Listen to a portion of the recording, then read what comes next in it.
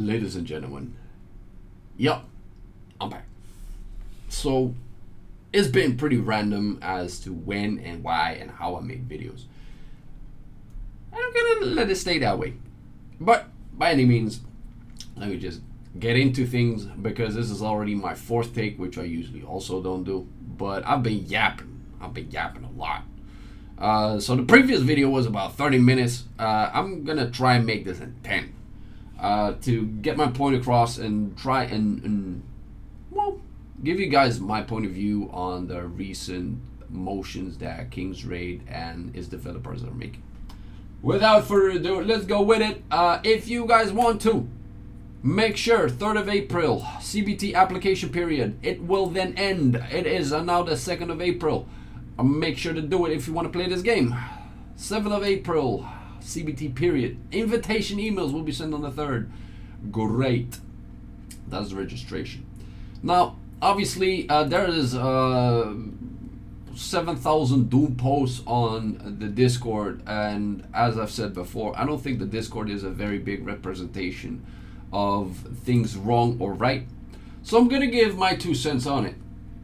So, once again, there are a few values. Let me go back and backtrack a little bit. Why King's Raid died, in my opinion. So one of them is a lack of communication. One of the things that any game can do very well in terms of making progress, and that is have the ability to let the player be seen and heard. This is anything that a person needs in life. A little bit of food might actually be good. Food, warmth, but that is not something a game can really provide, in all honesty. So then comes left being seen, being heard. That is communication. That is connection to its players. That's connection within the game as well. If you can provide that, games can flourish. And there are many instances of games that really look into that nowadays, which is, it is so good. The other part was the foundation. Now, at the very end stages of King's Raid, the foundation was already made, and they, and I mean Avespa, was not willing to look at the foundation, make changes to then reach a different height. And the same goes with building a house. You can only build up to the sky as much as the foundation can hold. If you are then not willing to look at the foundation and then have the ability to change it, there will be a ceiling. And this is what I love within the new changes within Mustang Soft that are changing the actual foundation of the game. Now let's go over a few text developer notes that I felt were good. Scale of CBT felt too small. Communication with the team seemed insufficient. Our biggest regret during the CBT was the lack of adequate dialogue with our players. Good. This is the connection that I'm hoping for. As we move toward the official launch, we make stronger effort to share more developer updates, blah, blah, blah, and to communicate more openly with the community. Now, obviously, this can just be a piece of text, and it obviously has to show how they are changing this and changing the behavior toward the players. Stamina restriction made it feel like the game was a block. Was it set up that way? I honestly don't care. It's a CBT. As we move forward, we plan to gradually increase the maximum amount of stamina. Great. Characters can be purchased from the shop. There are too few characters available early on. Obviously, it's the start of a game. If they release everything right off the get-go, they will not be able to change the foundation, because there was such a massive power creep within the game that if they don't look at that and don't try to drip market this is from a business standpoint, it is wrong. From a foundational standpoint, it is wrong. And then they will be able to look at balancing, because at the end of the day, at the end game, people were using the same teams. And one of the beauties of King's Raid, to me, at least at the start and throughout mid-game even, is I just love certain characters more than others. And that necessarily doesn't mean that everybody loved the same characters that I did. But that also had its charm, where you can build your character and not make it be absolutely obsolete the moment, let's say, a Valance comes out, moment a Yana gets a balance patch onto the one of the very end systems of the game that you had to use to progress to build a character that I actually didn't even want to build. It made no sense to me, in all honesty. Auto battle feels less comfortable than before, and the game feels then actually learn the game. Balance seems very different. Yes, change the foundation to reach higher heights. It's one of those things. The game is already dead anyway. Why not change its foundation to actually try and make it better? Just a thing, right? Like, it doesn't make it necessarily better because you have to in-depth look at the pain points of the game. Here is about the shoe. Okay, not enough content. Obviously, like I don't care about these things. When will it be planned? They planned it for 2025. No, ladies and gentlemen. I actually think it would be better for them to postpone it and really, really look at the foundations of the game. Because let's face it, because of its foundations, they were not able to release more or different content, more challenges, or whatsoever. Because the game had a ceiling. Okay, as previously announced, second CBT progress or process 2026. They want to release it official launch. Okay. Regarding the immediate schedule timeline, well, I just told you guys, great. Updates developer once a month. They want beyond simply reporting progress, we also want to share more openly about what we are currently working on and design and decisions we are considering. Beautiful.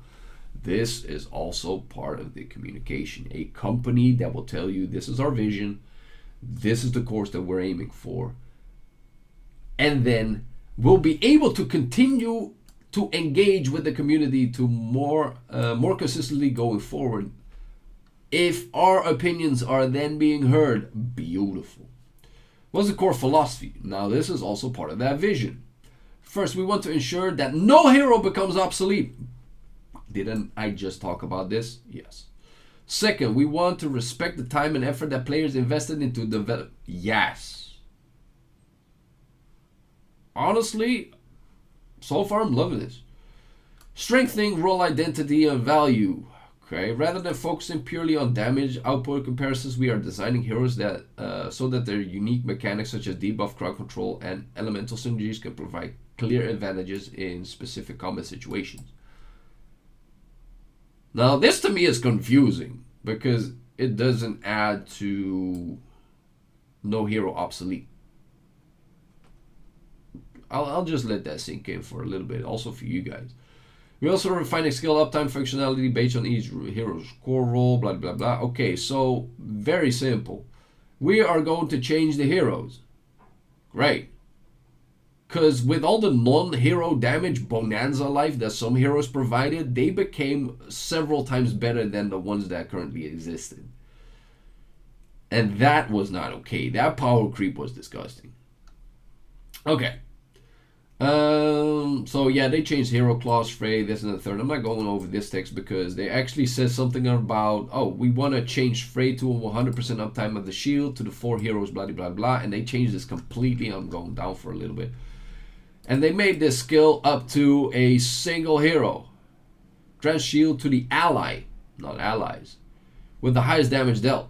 So probably the weakest character because yes, damage dealt equals being less tanky, this and the third. So yeah, you want to keep that character alive. I get it. However, if the rest of your team dies, the rest dies as well. And I love having that Frey shield on the 4 characters at least on Eclipse. Oh, that was good shenanigans back in the day. So I'm not very sure whether I'm liking this, especially when they first talked about 100% uptime, and this was something that I actually were like, okay, that's good. Because especially for the early game part, having a shield that has 100% uptime, whew, that makes her useful, even at the end stages.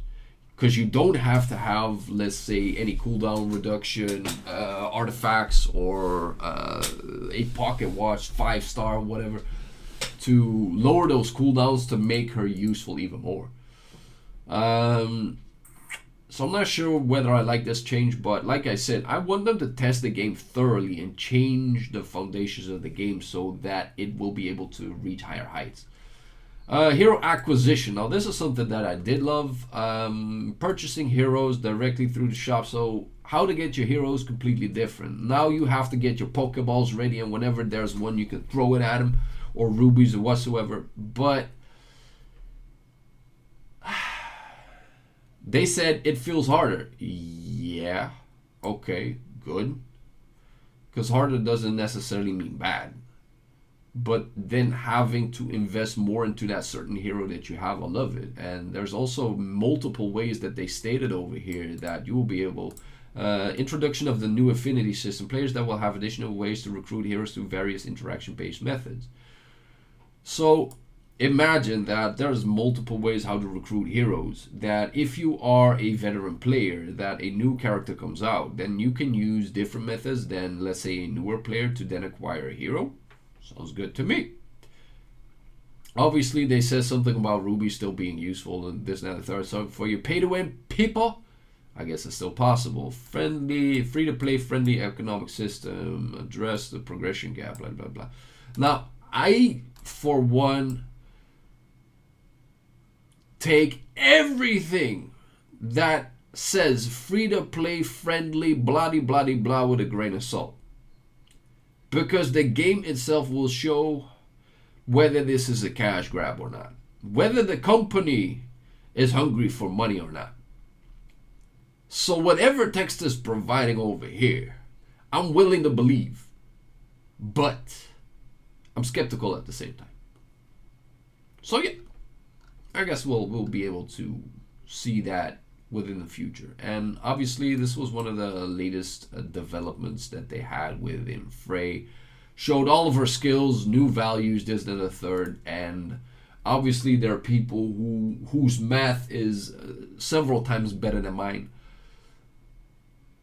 To see whether the changes are massive, but all I can see within the text is like, oh, is a single shield now. This sounds caca. That is my initial thought. Because obviously I am also familiar with how the game worked. Then again, I think everybody should be open toward the newer changes. The game was dead anyway. And you will be looking at progression that will be drip marketed in a slow manner that it might be at 2029 that you will see your favorite hero coming back to life. But after 2029, then might have the ability for more storylines to unfold, for more game modes to unravel, to then be a game that reach even bigger heights than what it had before. This is a possibility, ladies and gentlemen. But only if we are willing to look at the foundation of the game, are willing to then either destroy it and make a new one instead of building on the old one, because I already know what the ceiling of that one looked like and I did not like it whatsoever, and people still ended up just trying to build from that. It was not possible. So in terms of vision, in terms of communication, in terms of transparency, I feel they are showing more than Vespa did. But it is still a CBT. The only thing that has any significance right now is the text that is over here, which doesn't have any gameplay. It doesn't have a lot of things. So I'm willing to believe yes. Am I willing to play? I think so.